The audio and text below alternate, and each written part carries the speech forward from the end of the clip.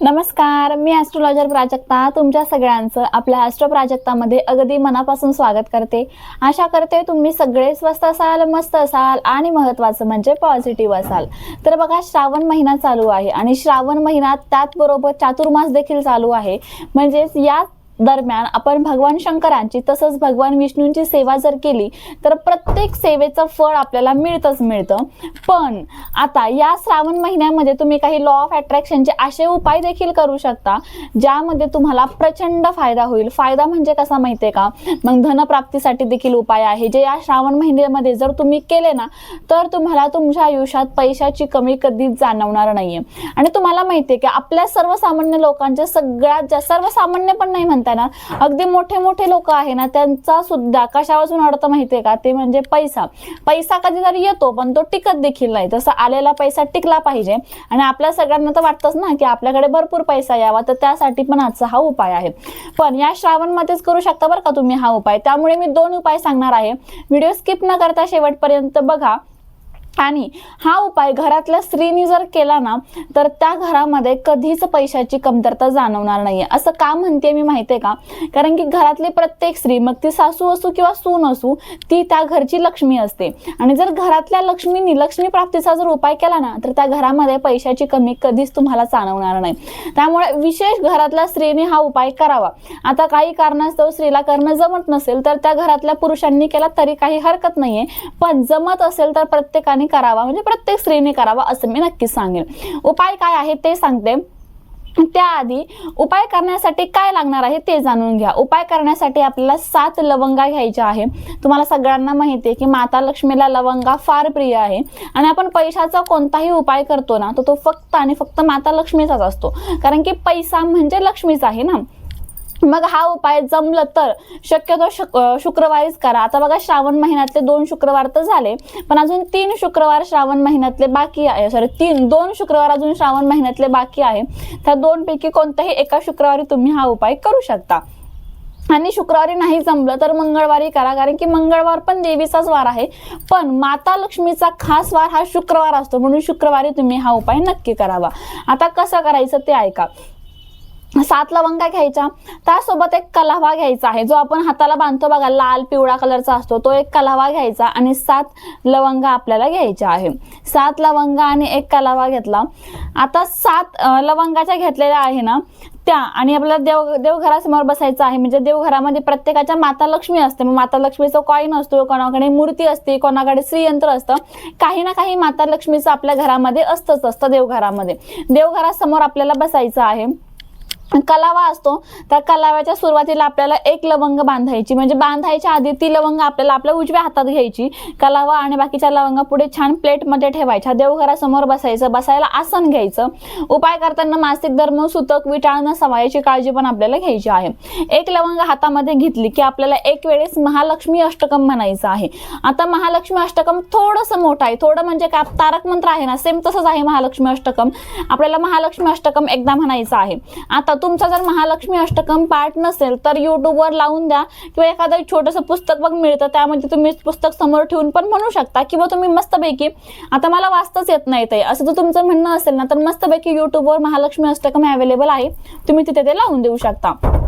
आता महालक्ष्मी अष्टकम लावायचं, तोपर्यंत लवंग हातामध्ये ठेवायची, डोळे बंद करायचे, किंवा तुम्ही स्वतः म्हणणार असेल तर अतिशय उत्तम। आता महालक्ष्मी अष्टकम झाल्यानंतर ती हातातली लवंग त्या कलाव्याला बांधायची, परत तो कलावा खाली ठेवायचा, परत दुसरी लवंग हातामध्ये घ्यायची, परत महालक्ष्मी अष्टकम म्हणायची, त्यानंतर परत दुसरी लवंग आपल्याला त्या कलाव्याला बांधायची आहे। असं 7 वेळेस आपल्याला महालक्ष्मी अष्टकम म्हणायची, प्रत्येक लवंग हातामध्ये घेऊन, आणि त्यानंतर ती लवंग त्या कलाव्याला बांधायची आहे। जेवढा लवंग बांधला तेवढाच तो कलावा घ्यायचा, बाकीचा घ्यायचा नाही, कट करून टाकू शकता तुम्ही। आणि तेवढा कलावा काय करायचा आहे, प्रत्येकाच्या घरामध्ये एक तर माता लक्ष्मीचा मूर्ती, फोटो किंवा कॉईन, बघा माता लक्ष्मीचा चांदीचा कॉईन असतो, तो पण प्रत्येकाच्या घरात असतोच, किंवा तुमच्या घरामध्ये श्रीयंत्र, यापैकी एक गोष्ट नक्कीच असणार आहे आणि एक तरी असावीच बरं का। यापैकी एका गोष्टीला, मग मूर्ती असेल तर मूर्तीला, तो कॉईन असेल तर कॉईनला, फोटोला किंवा श्रीयंत्रावर तो आपल्याला ते जे आपण माळ बनवून घेतलेली आहे ना, याची माळ लवंगाची, ती आपल्याला तिथे माता लक्ष्मीला चरणावर आपल्याला अर्पण करायची आहे। जर श्रीयंत्र असेल तर श्रीयंत्रावरती माळ ठेवायची आहे आपल्याला, आणि ती माळ आपल्याला रोज तशीच ठेवायची आहे। ती किती दिवस, आता ऐका, आता समजा तुम्ही हा उपाय केला, तुम्हाला 24 तासामध्येच तुम्हाला लगेच असं जाणवेल की 24 तासात किंवा 48 तासामध्ये की तुम्ही हा उपाय केल्यानंतर तुम्हाला अनुभव यायला लागेल थोडासा. त्यामुळे काय करायचं, समजा तुम्हाला काही अनुभव आला, अनएक्सपेक्टेड मनी वगैरे काही तुम्हाला जाणवलं, तर 24 तासानंतर किंवा 48 तासात तुम्हाला जाणवेलच. असं म्हणत नाही की खूप पैसा येईल, पण अगदी 2-3 हजारचा का होईना फायदा होईलच. तेव्हा त्यातली एक लवंग काढायची, देवघरासमोरच भीमसेनी कापूर घ्यायचा आणि भीमसेनी कापूरमध्ये ती लवंग जाळून त्याचा जो काही धूर तयार होतो तो पूर्ण घरामध्ये फिरवायचा आहे. कारण की लवंग आणि भीमसेनी कापूर हे पूर्णपणे शुद्धीकरणाचं काम करतात. त्यानंतर तुम्हाला परत जेव्हा दुसऱ्यांदा वाटेल की अरे नाही आपल्याला फायदा होतोय, तेव्हा परत ती दुसरी लवंग काढायची, ती सेम त्याच पद्धतीने भीमसेनी कापूर घेऊन देवघरासमोर जाळायची आणि ती तोचा धूर घरामध्ये फिरवायचा. असं तुम्हाला जसा जसा फायदा होत जाईल तसं तसं एक एक लवंग काढायची. 7ही लवंगा काढल्यानंतर फक्त कलावा उरतो. तो कलावा तुम्हाला तुळशी मध्ये किंवा तुळशी सोडून इतर कोणत्याही झाडामध्ये किंवा वाहत्या पाण्यामध्ये तुम्हाला तो धागा सोडून द्यायचा आहे. किंवा तो धागा वाहत्या पाण्यात सोडणं शक्य झालं नाही तर तुम्ही तो धागा तुळशीच्या तिथे माती थोडीशी बाजूला करून किंवा एखाद्या पिंपळाच्या झाडाखाली माती थोडीशी बाजूला करून तिथे तुम्ही तो धागा पुरू शकता. असा साधा सोपा हा धनप्राप्तीचा, लक्ष्मी प्राप्तीचा उपाय या श्रावण महिन्यामध्ये नक्की करा. आता बघा दुसरा उपाय, हा कर्जमुक्तीसाठी आणि लक्ष्मी प्राप्तीसाठी आपण करू शकतो.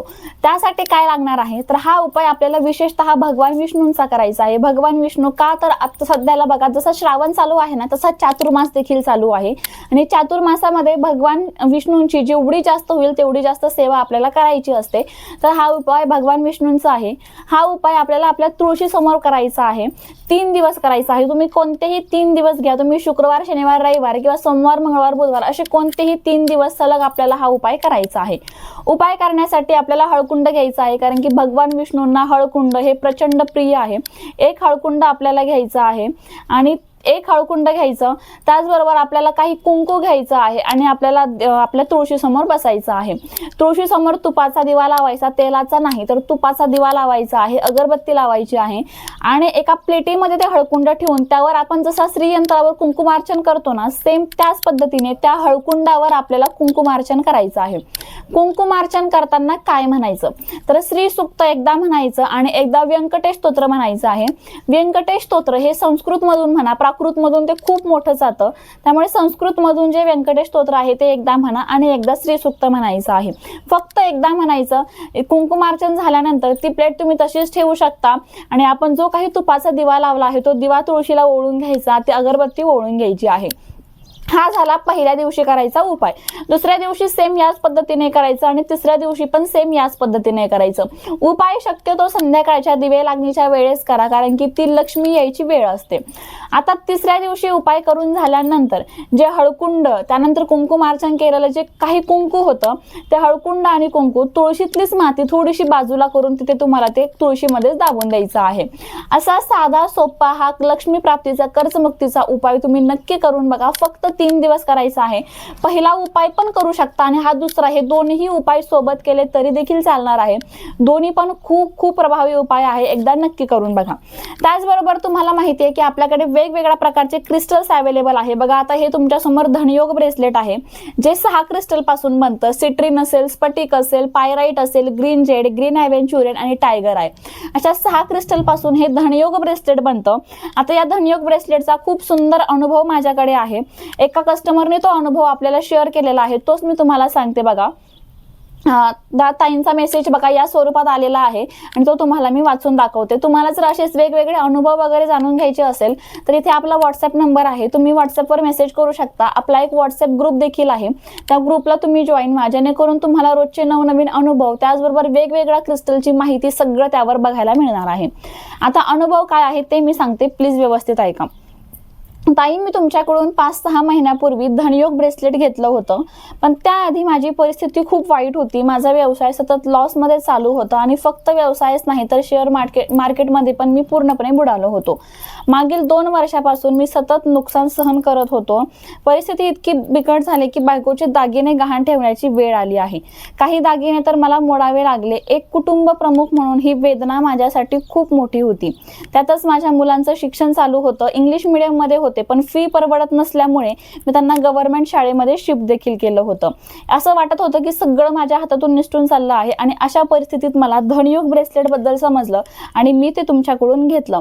सुरुवातीला थोडासा विश्वास बसत नव्हता, पण त्यानंतर विश्वासाने मी वापरायला सुरुवात केली. ब्रेसलेट घेऊन आता 8 ते 9 महिने झाले आहे आणि या 8-9 महिन्यामध्ये मला जो अनुभव आला आहे ना, तो शब्दात सांगणं खूप कठीण आहे.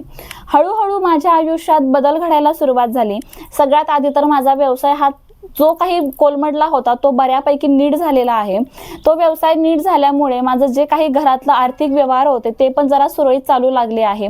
त्यानंतर शेअर मार्केटमध्ये जो लॉस मला झाला होता तो देखील मी आता हळूहळू भरून काढत आहे आणि आता पूर्वीपेक्षा जरा चांगली माझी स्थिती झालेली आहे. सगळ्यात आनंदाची गोष्ट म्हणजे मुलांचं शिक्षण गव्हर्नमेंट स्कूलमध्ये जरी असलं तरी ते चांगलं होत आहे आता आणि घरामध्ये पुन्हा सकारात्मक वातावरण निर्माण झालं आहे. त्यानंतर जे काही माझ्या बायकोचे दागिने होते त्यातले किमान 1 ते 2 दागिने तरी मी तिला परत मिळवून देऊ शकलो, इतका आत्मविश्वास माझ्यामध्ये आलेला आहे आणि खरंच मला या धनयोग ब्रेसलेटचा खूप फायदा झाला आणि यामुळे माझं आयुष्य पुन्हा ट्रॅकवर आलं आहे. बघा, हा असा सुंदर अनुभव त्या दादांनी शेअर केलेला आहे. तुम्हाला जर हा अनुभव स्वतःला वाचायचा असेल तर तुम्हाला परत सांगते, स्क्रीनवर नंबर आहे, तिथे जाऊन तुम्ही मेसेज करा. तुम्हाला व्हॉट्सअप ग्रुपला जॉईन करण्यात येईल, ज्यावर आपण रोजचे भरपूर असे अनुभव शेअर करत असतो. फक्त हा एक अनुभव नाही तर प्रत्येक ब्रेसलेटचे वेगवेगळे अनुभव आपल्याकडे येत असतात. जर तुम्हीही आमच्याकडून ब्रेसलेट घेतलं असेल आणि तुम्हालाही ब्रेसलेट घेऊन 6 महिने 7 महिने झाले असतील, जो काही त्याचा अनुभव असेल, पॉझिटिव्ह निगेटिव्ह जे काही अनुभव असेल ते आम्हाला व्हॉट्सअपला शेअर करायला विसरू नका. म्हणजे आम्हालाही समजतं की तुम्ही जे वापरताय ते योग्य पद्धतीने वापरताय का, तुम्हाला त्याचा अनुभव येतोय की नाही. त्यासाठी नक्कीच तुमचा अनुभव व्हॉट्सअपवर शेअर करा. अनुभव शेअर करण्यासाठी पण हाच व्हॉट्सअप नंबर आहे. तुमचा अनुभव जो काही असेल तो तुम्ही आम्हाला नक्कीच सेंड करू शकता. त्याचबरोबर तुम्हालाही अशा वेगवेगळ्या प्रकारच्या समस्या असतील आणि त्यासाठी तुम्हाला क्रिस्टल ब्रेसलेट घ्यायचं असेल तर बघा, स्क्रीनवर व्हॉट्सअप नंबर आहे, तिथे जाऊन सिम्पली मेसेज करायचा. तुमच्या ज्या काही समस्या आहेत त्या समस्या सांगायच्या आणि त्यावर आम्ही तुम्हाला योग्य ते क्रिस्टल सजेस्ट करू. त्यामुळे अजिबात वेळ वाया घालू नका. असेल काही समस्या तर लगेच तुम्ही मेसेज करू शकता. त्याचबरोबर तुम्हाला जे 2 मी लक्ष्मी प्राप्ती धनप्राप्तीचे उपाय सांगितलेले आहेत ते नक्की करा. हा श्रावण महिना, हा जो चातुर्मास चालू आहे, हा भगवान विष्णूंची, भगवान शंकरांची सेवा करण्यासाठी खूप उपयुक्त मानला जातो. त्यामुळे हा जो चान्स आहे सेवेचा तो अजिबात सोडू नका. चला मग, आजचा व्हिडिओ कसा वाटला कमेंट करून सांगा. व्हिडिओ आवडला असेल तर लाईक करा, शेअर करा आणि कमेंट बॉक्समध्ये श्री स्वामी समर्थ, जय जय स्वामी समर्थ कमेंट करायला विसरू नका. भेटू पुन्हा अशाच नवीन आणि सुंदर माहिती सोबत. तोपर्यंत आनंदात राहा आणि महत्त्वाचं म्हणजे पॉझिटिव्ह राहा. थँक्यू. श्री स्वामी समर्थ.